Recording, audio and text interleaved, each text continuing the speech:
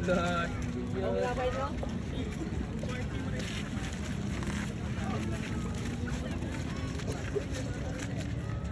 good day, sir. We are here in your town, and we are from Crystal Lake College BSMT students.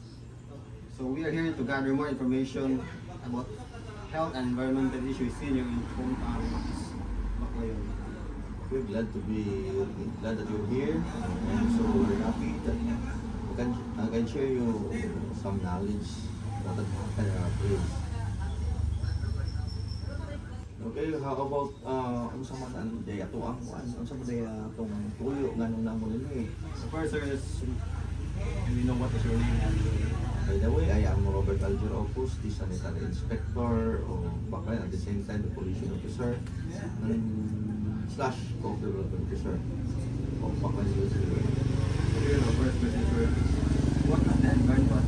How's the environmental conditions in your chosen town or villages? Baclayon, how it affect residents' health? By the way, with regards to that issue, the primary environmental issues that affects the residents' health, so una na is the illegal disposal of non-segregated waste. Kaya nga naman, kanang pag illegal disposal ana makaresult na og contamination sa atong mga water source. So, kung dunay contamination sa water source, dunay tendency nga dunay mga gastrointestinal problem, illness. So dapat nato i-minimize ni, dapat daghan nato mga pull up na attention nga dakpan din as pollution officer tungod ng illegal segregation o lipanglabay ng sigasa. Usa ni sa mga primary issues sa ato ang naka-affect sa health sa ato ang mga citizen living sa atong Baclayon. Next question, sir, is what is the most common health issues and can you please identify and describe this? Okay, thank you sa napagutana. Dili lang na din sa Baclayon, but that's universal. Ang primary ko dito na, is una ko na. So next one, cardiovascular yun. Next ana is kanang diabetes, infectious diseases, pneumonia, and tuberculosis. Then doon yung mga prevalent problems ana. Kanang mga problema ha, makalid yun ang death. So kanang cardiovascular diseases mga una na ito i-take up. Daghan kahit ang mga cardiovascular diseases ng mga patient, libre na nagkaroon na sa US ang nanampal, pero di pa ganahan sila maadto. Second is ang compliance sila sa treatment, di paagad nila kada adlaw tumaron ang nanampal. Ang compliance sa treatment. Second is kaning diabetes problem, which can lead to death gihapon ay kaya naman. Una na, pwede sila magka-infection or silang kidney. Saka ang ilahang cholesterol, daghang infections makakuha na tungkol pagsaka sa diabetes. Sunod ana, di pa po sila kanang daily or kanunay nga monitoring sa ilahang gitawag na to sugar level. Next, kung i-mention what is kanang infectious diseases, pneumonia, tuberculosis, pwede mo kung makatakbo dayon ang pneumonia. Kining pneumonia, dali ra kaayo niya sa imong lungs. Anytime, pwede dali kayo mamatay. Tungkol na yung pneumonia nga po, tuberculosis, libre na pwede itong tampalan eh. Dagan pa kayo, huwag kung tayo sa treatment. So huwag kayo, ang mga patient na rin, di mo ato sa health center, di ba ito sa preventive facilities, huwag katapuan tayo. Naala, available na, libre na tampalan eh. Then, ang atuwa ko ng dana tayo mga daghang mga kwan sa mga visible yun na mo follow up nila, pero wag yung hapon po operation.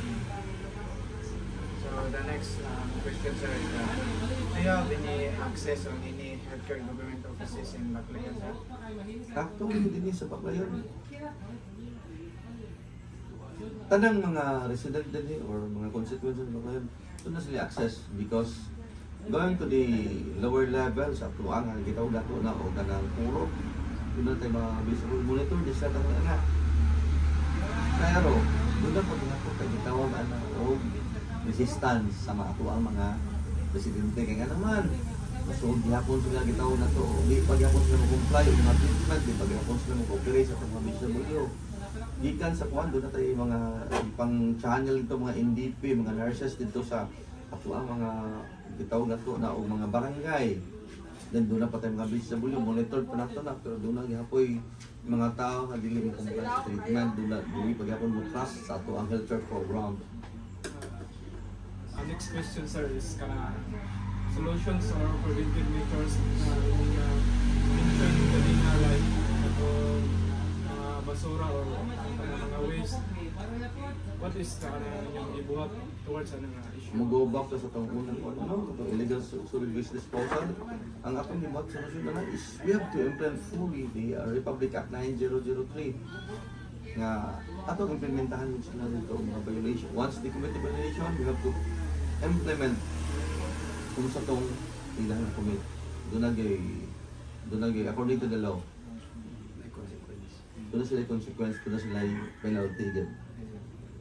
So, last is na ba ni mga home remedies or alternative na practices ng mga sakita? Daghan na kayo ni sa atong lungsod sa kayon ang mga affirmative practices nila, mga remedies nila din. Bisan kamo siguro manuwaay mo basketball, manuwaay mo sports minded mo. Kung sa'y buhaton maninyo, mas pain mo, matapilok mo, piloton. Pero actually that is not the basic kuan yun na. Dapat buhaton. Ang kuan yun na, ang first aid yun na is masama cold compress. So dapat anang napita magsugod ta anang napita atong i-indoctrinate, atong isulti, atong isugod ang napita.